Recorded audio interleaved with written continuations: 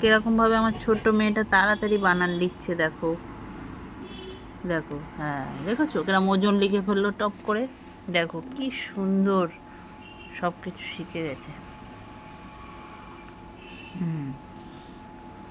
এটা তো দীর্ঘই হবে, দীর্ঘই দাও এটা। ঠিক আছে। দেখো বন্ধুরা কিরকম তাড়াতাড়ি ভাবছে না। হাতে সরাও, অন্ধকার দেখা যাচ্ছে না। বাহ,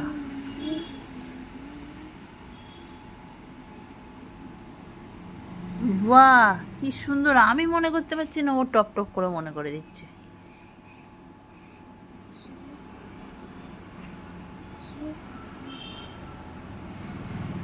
বাহ, কি সুন্দর কাজ।